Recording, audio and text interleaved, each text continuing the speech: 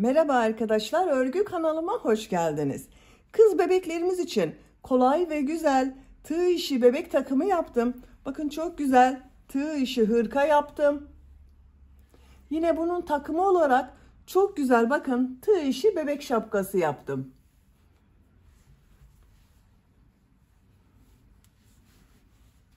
Hırka görüntüsü bu şekilde.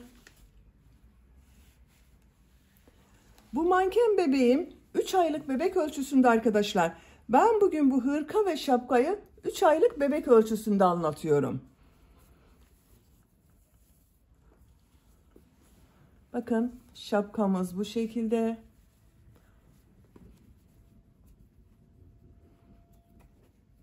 Hırkayı ön bölümden düğmeli yaptım. Bebeğe giydirip çıkarması kolay.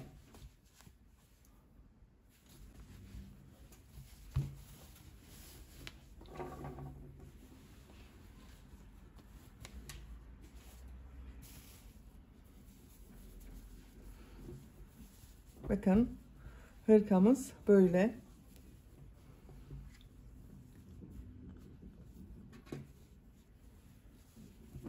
Ben 3 düğme kullanmayı tercih ettim. Siz tercihinize göre bunu bir düğmeli yapabilirsiniz. 4, 5, 6 düğmeli yapabilirsiniz. Veya düğme yapmadan yakadan bağlamalı olarak da kullanabilirsiniz. Bakın model de çok kolay arkadaşlar. Herkesin yapabileceği kolay bir model. Şapka da bu şekilde. Bu şapka anlatımını yaptım. YouTube kanalıma yükledim. Bu şapkanın olduğu YouTube linkini izlediğiniz bu videonun açıklama bölümüne ekliyorum. Siz o link üzerine tıklarsanız bu şapkadan yaparak bebeğinize takım yapabilirsiniz. Biz bugün bu kolay ve güzel tığ işi hırkayı yapacağız.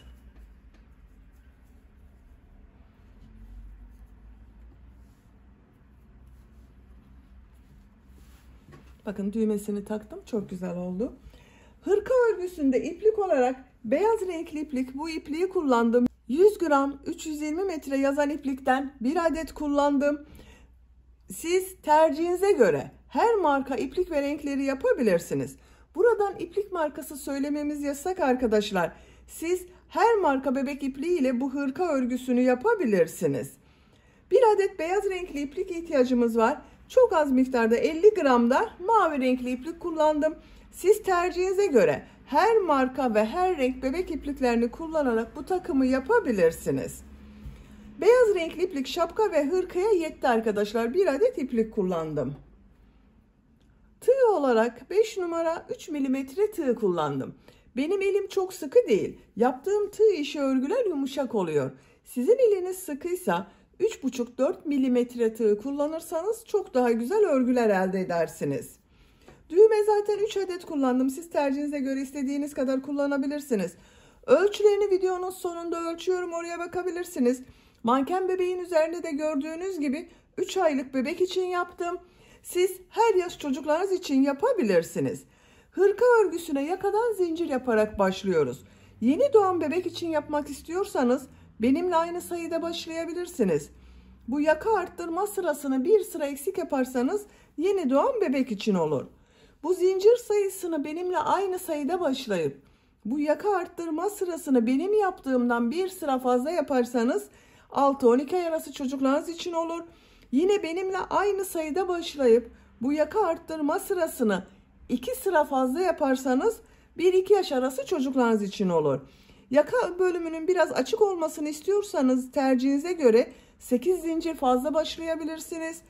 Ön bölümleri birer trabzan, kol ve arka bölümleri ikişer trabzan fazla yaparsanız yaka bölümü daha açık olur.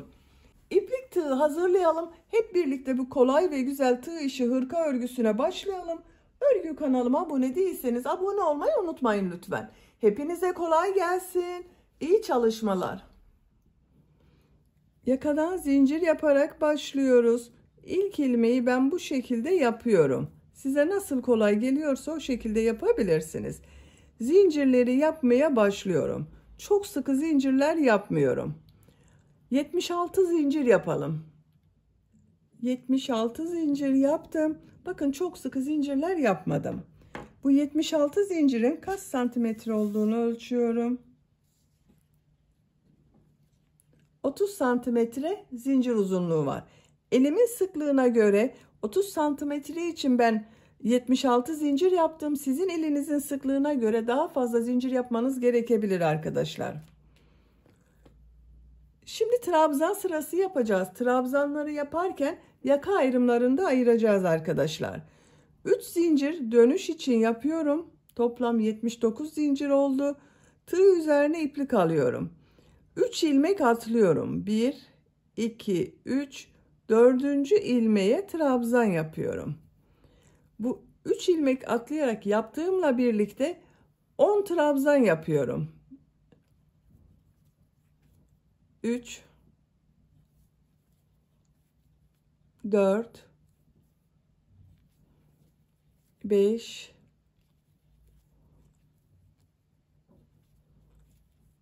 6, 7, 8, 9, 10. 10 trabzan yaptım.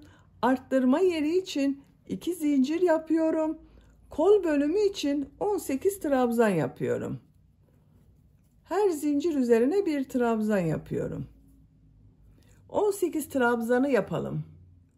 Kol bölümü için 18 trabzan yaptım. Arttırma yeri için 2 zincir yapıyorum. 20 trabzan yapıyorum.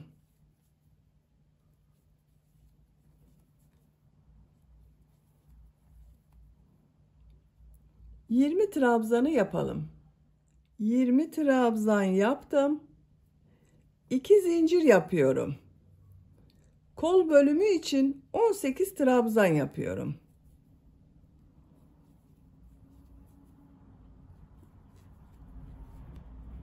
On sekiz trabzanı yapalım. Kol bölümü için 18 trabzan yaptım. 2 zincir yapıyorum. Buraya 10 trabzan yapıyorum.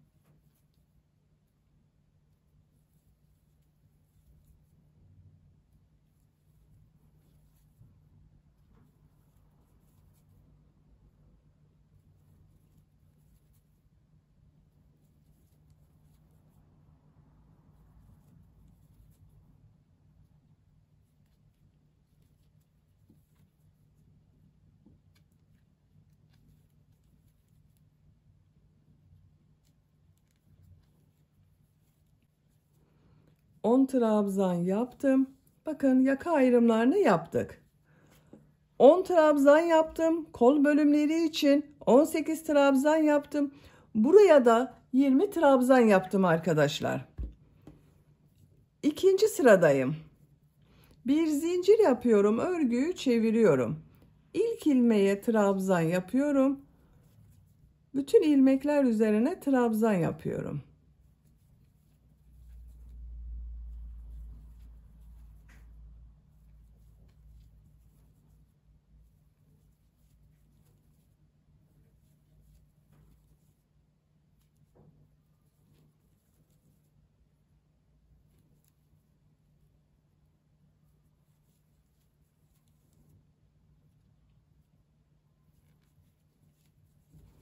Bakın 10 trabzan yaptım. Arttırma yerine bir trabzan, 2 zincir, bir trabzan yapıyorum.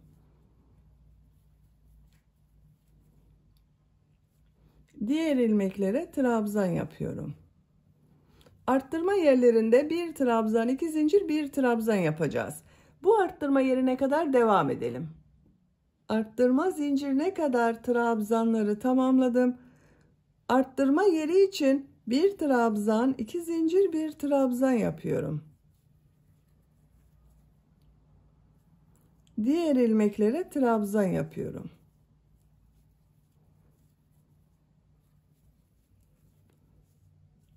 Buraya kadar devam edelim. Buraya kadar trabzanlar yaptım.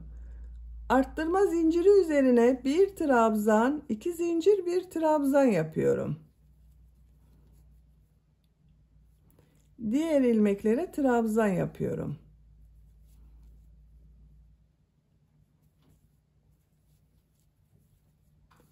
Buraya kadar devam edelim. Arttırma zincirine kadar kol bölümünde trabzanları yaptım. Buraya bir trabzan, 2 zincir, bir trabzan yapıyorum. Diğer ilmeklere trabzan yaparak devam ediyorum.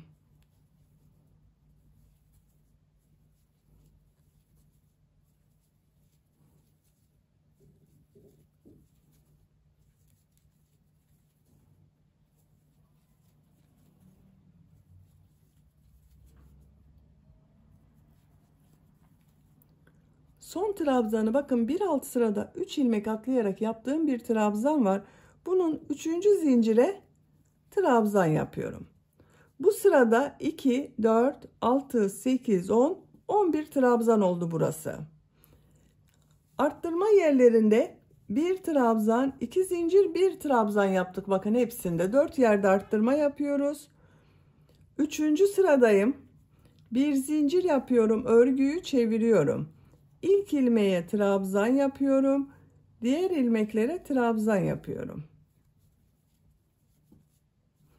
Arttırma zincirine kadar devam edelim.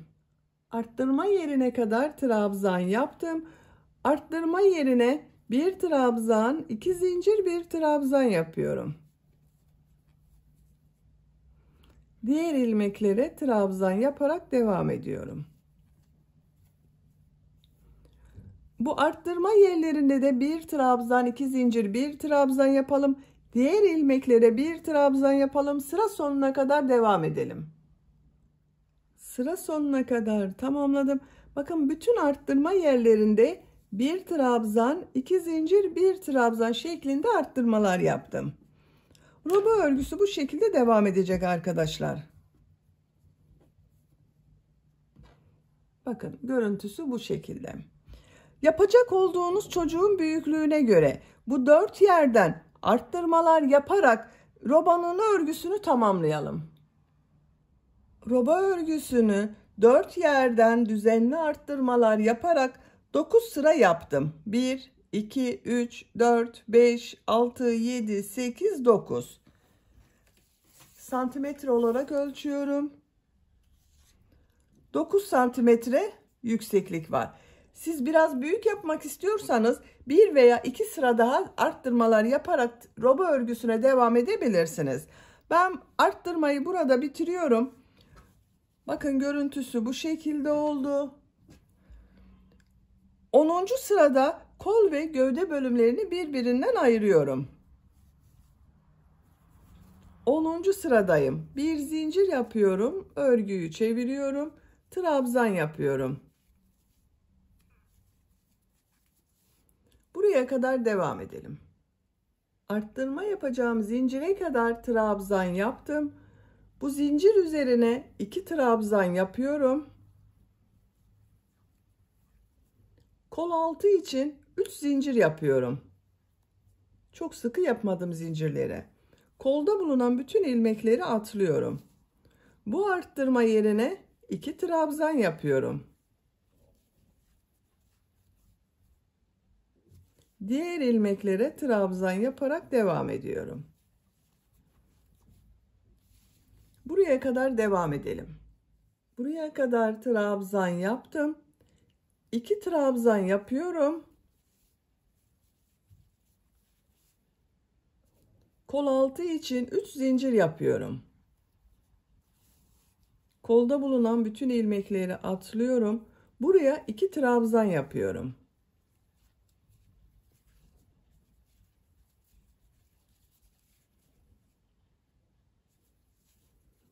Diğer ilmeklere trabzan yaparak devam ediyorum.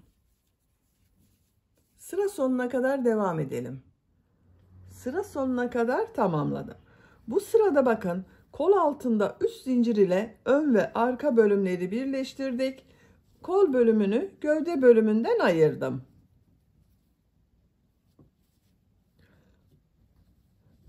Artık örgüye gövde örgüsüyle devam edeceğiz. Bu sırada model yerleştirmeye başlıyorum. Bir zincir yapıyorum, örgüyü çeviriyorum. İlk ilmeğe trabzan yapıyorum. 2 ilmek atlıyorum. Bu ilmeğe 3 trabzan, 2 zincir, 3 trabzan yapıyorum.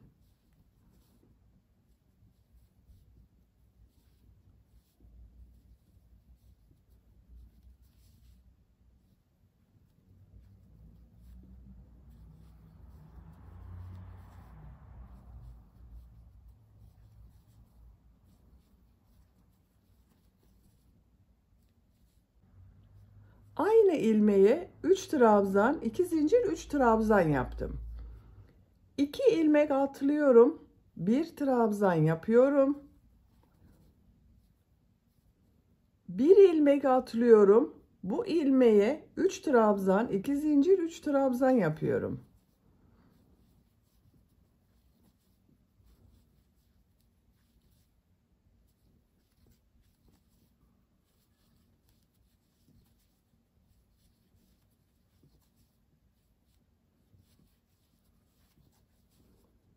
İki ilmek atlıyorum. 1 trabzan yapıyorum. 1 ilmek atlıyorum. 3 trabzan, 2 zincir, 3 trabzan yapıyorum.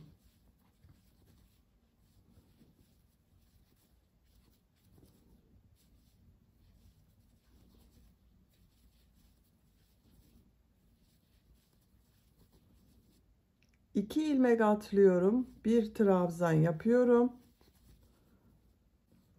1 ilmek atlıyorum. 3 trabzan, 2 zincir, 3 trabzan yapıyorum.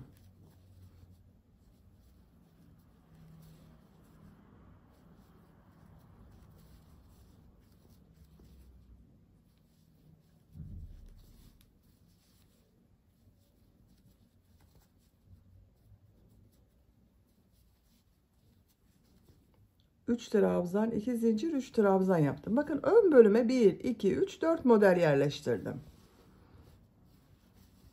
Kol altı için zincir yaptığım yerdeyim. 1, 2 ilmek atlıyorum. Bakın ortada bulunan zincir üzerine 1 trabzan yapıyorum. Tığ üzerine iplik alıyorum. 1 ilmek atlıyorum. Bu ilmeğe 3 trabzan, 2 zincir, 3 trabzan yapıyorum.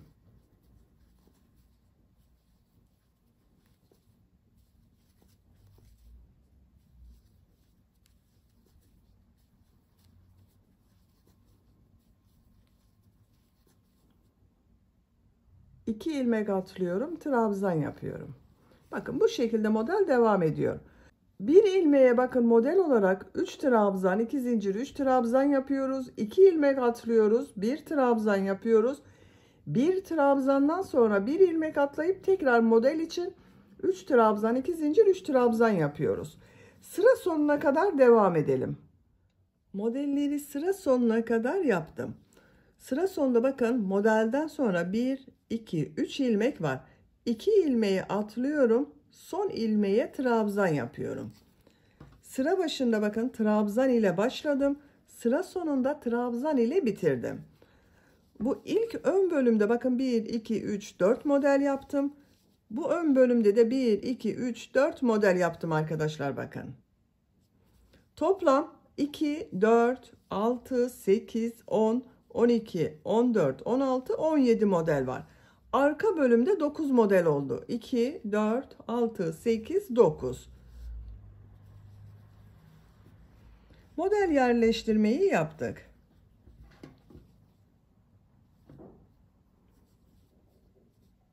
Bu 17 model ile örgüye devam ediyorum. Bir zincir yapıyorum, örgüyü çeviriyorum. İlk ilmeğe trabzan yapıyorum. Model ortasında bulunan bu iki zincir üzerine 3 trabzan, 2 zincir, 3 trabzan yapıyorum.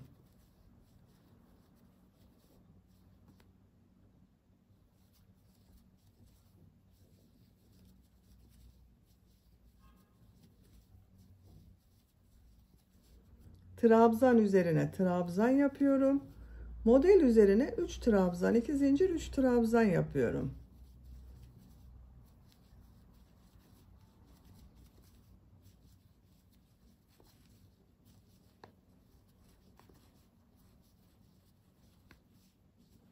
Sıra sonuna kadar devam edelim.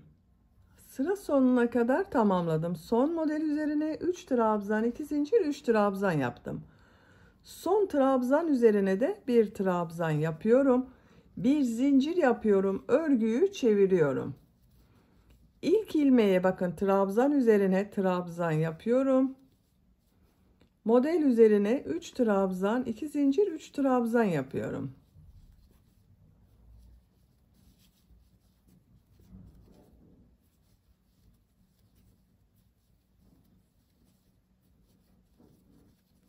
Trabzan üzerine trabzan yapıyorum. Model üzerine 3 trabzan, 2 zincir, 3 trabzan yapıyorum.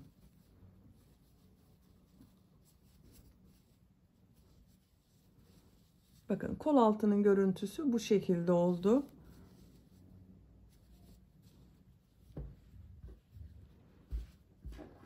Bakın arkadaşlar, model hem çok kolay, hem güzel, hem de çok zevkli bir örmesi var modelin.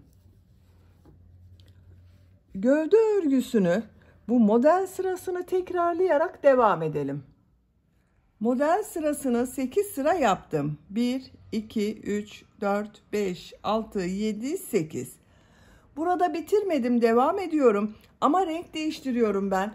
Bu renk bir mavi renk iplik kullanıyorum. Siz tercihinize göre her renk iplik kullanabilirsiniz. Veya kendi rengi ile devam edebilirsiniz.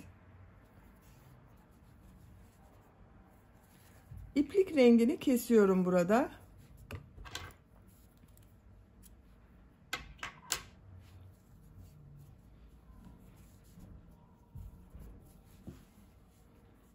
İlk ilmekten bu renk iplik ile bir ilmek yapıyorum.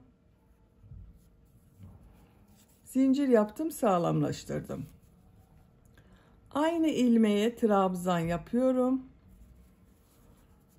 Model ortasına 3 trabzan, 2 zincir, 3 trabzan yapıyorum.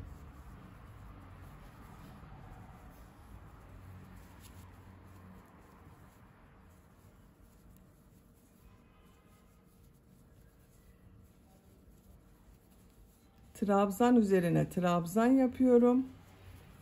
Model üzerine 3 trabzan, 2 zincir, 3 trabzan yapıyorum.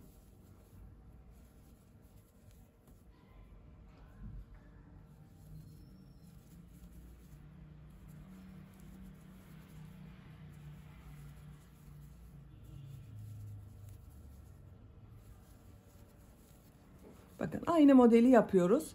Birkaç sıra bu renk iplik ile devam edelim. Model sırasını yapacağım ölçüye göre tamamladım. 5 sırada renkli iplik ile yaptım. Bakın, 1, 2, 3, 4, 5. 8 sıra beyaz renk iplik ile yaptım. 1, 2, 3, 4, 5, 6, 7, 8. Toplam 13 sıra model sırası yaptım arkadaşlar. Santimetre olarak ölçüyorum.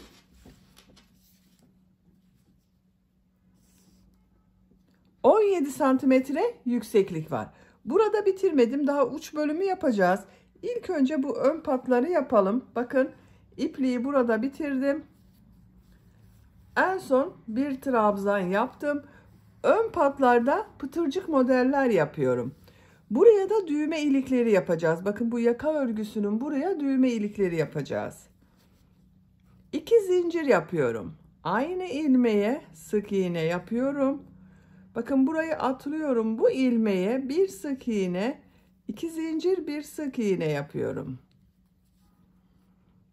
Bir ilmek atlıyorum. Bir sık iğne, 2 zincir, bir sık iğne yapıyorum. Bir ilmek atlıyorum.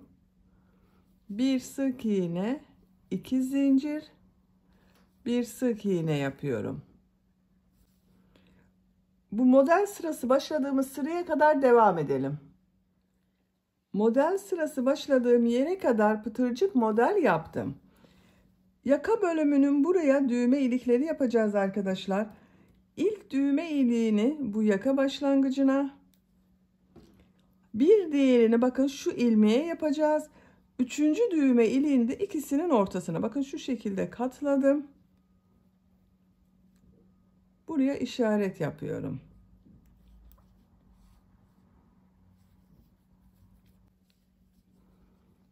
Bu ilmeğe bir sık iğne yapıyorum. Düğme iliği için 7 zincir yapıyorum. Aynı ilmeğe sık iğne yapıyorum. Bu zincir sayısı dikecek olduğunuz düğmenin büyüklüğüne göre değişir.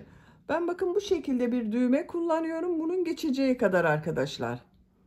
Siz daha büyük düğme kullanıyorsanız 8-9 zincir yapabilirsiniz.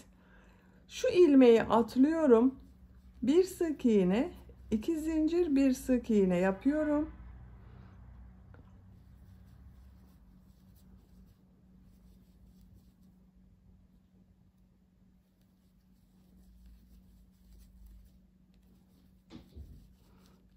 Diğer düğme ili için bakın buraya bir sık iğne yapıyorum. 7 zincir yapıyorum. Sık iğne yapıyorum. İki düğme ili arasına 1, 2, 3 pıtırcık model yaptım. Bu iki düğme ili arasına da 3 pıtırcık modeli yapmam gerekiyor.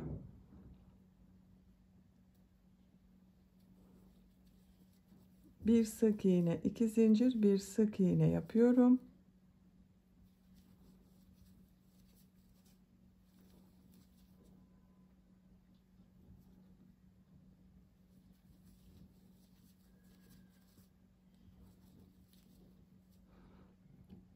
Şu ilmeğe bir sık iğne yapıyorum. Düğme ili için 7 zincir yapıyorum. Sık iğne yapıyorum. 3 düğme iliğini yaptım bakın. Siz tercihinize göre daha çok düğme yapabilirsiniz. Tek düğmeli bir yapabilirsiniz veya düğme iliği yapmadan bağlamalı olarak da kullanabilirsiniz. Bir ip kordon buraya, bir ip kordon buraya yapabilirsiniz. Buraya ve buraya da yapabilirsiniz tercihinize göre. Ben düğmeli yapmayı tercih ettim.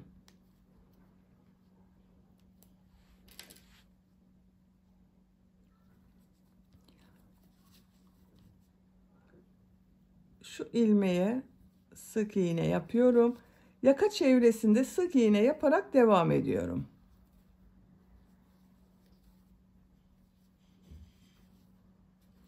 Buraya kadar devam edelim. Yaka çevresinde sık iğne yaparak buraya kadar tamamladım. Bakın yaka görüntüsü bu şekilde oldu. Bu ön patta da burada yaptığımız gibi pıtırcık modeller yapıyoruz. Şu ilk ilmeğe bir sık iğne, 2 zincir, bir sık iğne yapıyorum. Bir ilmek atlıyorum. Bir sık iğne, 2 zincir, bir sık iğne yapıyorum. Buraya kadar devam edelim. Sıra sonuna kadar pıtırcık model yaparak tamamladım. Bu pıtırcık model sayılarının diğer tarafıyla aynı sayıda olmasına dikkat ederseniz daha düzgün görünür arkadaşlar. Şu ilmeğe sık iğne yapıyorum. Son sırayı yapıyoruz. Bakın bu uç bölümde bir zincir yapıyorum. Bu iki zincir üzerine 8 trabzan yapıyorum.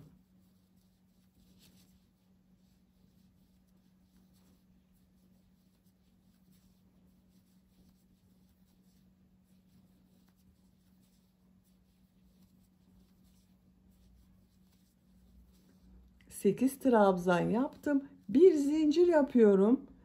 Bu ilmeğe sık iğne yapıyorum. Bir zincir yapıyorum. 8 trabzan yapıyorum.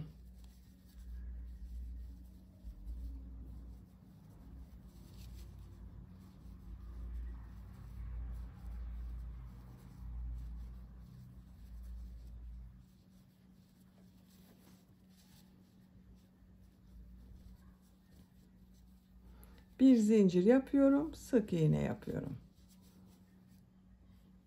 Sıra sonuna kadar devam edelim. Sıra sonuna kadar modelleri tamamladım. Bir zincir yapıyorum. Şu ilmeğe ilmek kaydırma yaparak bitiriyorum. İpliği kesiyorum. Bakın uç bölümün görüntüsü bu şekilde oldu. Çok güzel oldu arkadaşlar. Bakın düğmelerini de diktim ben. Çok güzel oldu. Şimdi kol örgüsünü yapalım. Beyaz renkli iplik ile başlıyorum. Bakın modelden önce gövde bölümünde kolları gövdeden ayırırken bir sıra trabzan yaptım. O sırayı yapıyorum. Kol altında yaptığım bakın ortada bulunan zincire ipliği bağlıyorum. Buradan ilmek yapıyorum. Tığ üzerine iplik alıyorum. Bakın şu şekilde yaparsam devamı olmuyor.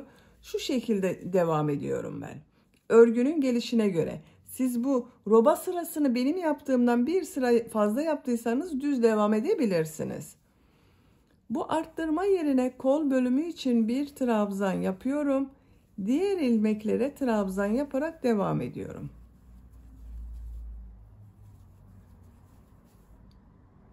Sıra sonuna kadar devam edelim. Sıra sonuna kadar trabzan yaparak tamamladım. Bu arttırma yerine kol bölümü için bakın bir trabzan yapıyorum. Bu başladığım ilk ilmek ile ilmek kaydırma yaparak sırayı birleştiriyorum. Bakın kol görüntüsü bu şekilde oldu. Şimdi model yerleştirmeye başlıyorum. Burada yaptığımız gibi modeller yapacağız. 3 zincir yapıyorum. 2 ilmek atlıyorum. Bu ilmeğe 3 trabzan, 2 zincir, 3 trabzan yapıyorum.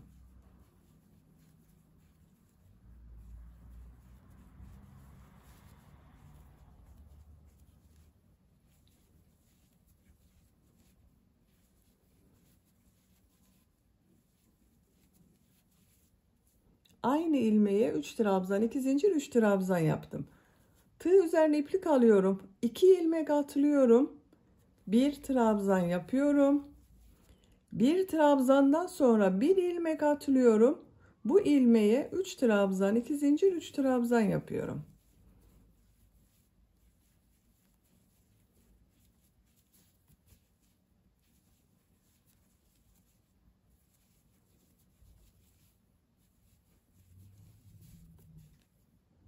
İki ilmek atlıyorum. 1 trabzan yapıyorum. 1 ilmek atlıyorum. 3 trabzan, 2 zincir, 3 trabzan yapıyorum.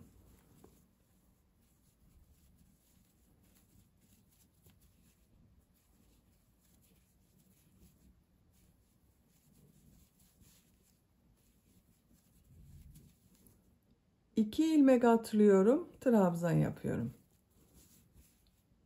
Sıra sonuna kadar devam edelim. Sıra sonuna kadar modelleri tamamladım. Son modeli de bakın buraya yaptım. 2 ilmek kaldı. 2 ilmeği atlıyorum. Sıra başında yaptığım bakın 3 zincirin 3. zincir ile ilmek kaydırma yaparak birleştiriyorum. Kol bölümünde model yerleştirme yaptım.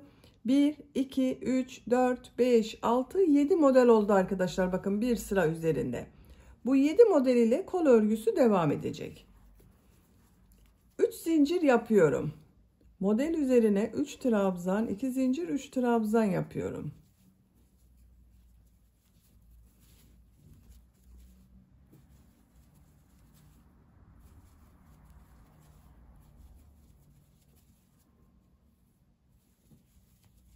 Trabzan yapıyorum. 3 trabzan, 2 zincir, 3 trabzan yapıyorum. Sıra sonuna kadar devam edelim. Sıra sonuna kadar tamamladım. 3. zincir ile ilmek kaydırma yaparak birleştiriyorum. 3 zincir yapıyorum. 3 trabzan, 2 zincir, 3 trabzan yapıyorum.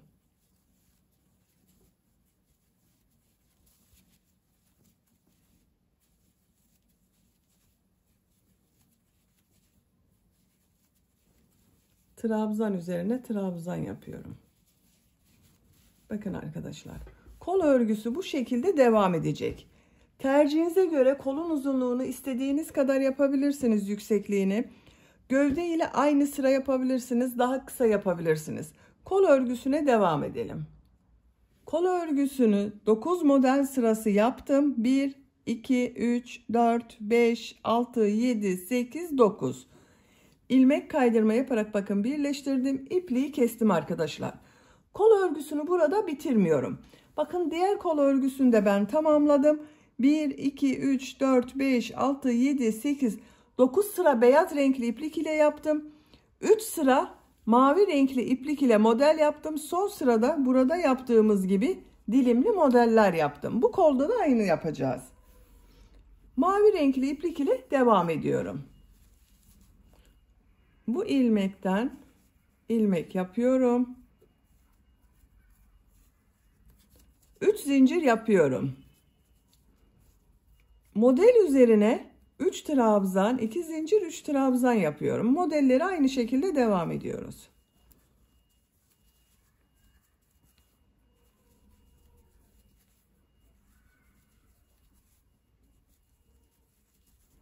Trabzan üzerine trabzan yapıyorum.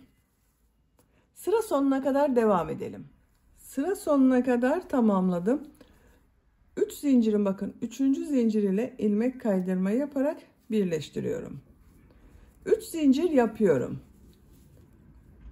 Model üzerine 3 trabzan, 2 zincir, 3 trabzan yapıyorum.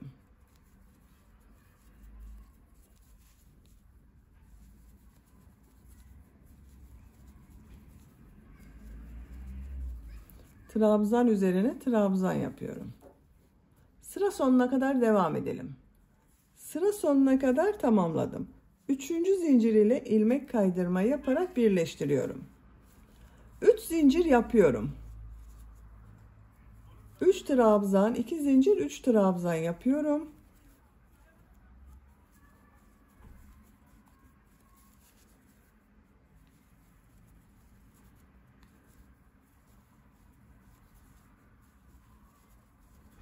Trabzan üzerine trabzan yapıyorum. Sıra sonuna kadar devam edelim. Sıra sonuna kadar tamamladım. 3. zincir ile ilmek kaydırma yaparak birleştiriyorum. Bakın 3 sırada mavi renkli iplik ile yaptım. Son sırayı yapıyorum arkadaşlar. Bu uç bölümde yaptığımız gibi model yapıyoruz. Bir zincir yapıyorum. Bu 2 zincir üzerine, bakın kol ucunda 6 trabzan yapıyorum. Çok geniş olmaması için 6 trabzan yapıyorum.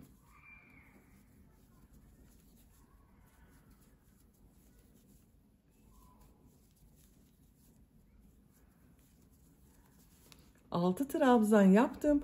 Bir zincir yapıyorum. Sık iğne yapıyorum. Bir zincir yapıyorum. 6 trabzan yapıyorum.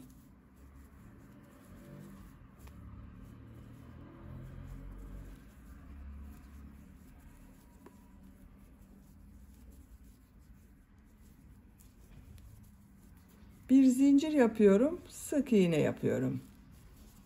Sıra sonuna kadar devam edelim. Sıra sonuna kadar tamamladım. Son modeli 6 trabzan yaptım. Bir zincir yapıyorum. Şu ilk ilmek ile ilmek kaydırma yaparak birleştiriyorum. İpliği kesiyorum.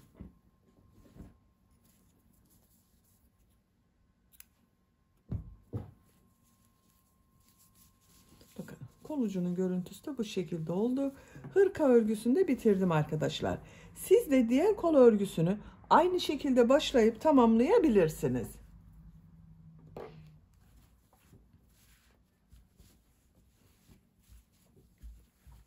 Bakın çok güzel oldu.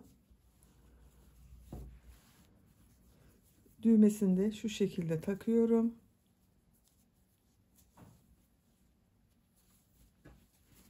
Artık hırka giyilmeye hazır. Bitmiş olarak ölçülerini söylüyorum. Kol altının buradan gövde genişliğini ölçüyorum.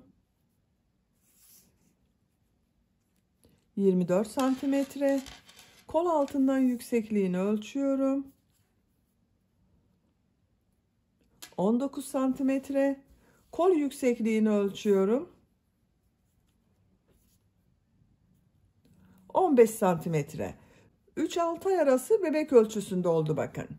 Beni dinlediğiniz ve izlediğiniz için hepinize çok teşekkür ederim. Örgü kanalıma abone değilseniz abone olmayı unutmayın lütfen. Sizlerle yeni örgülerde görüşmek dileğiyle. Hoşça kalın, sevgiyle kalın.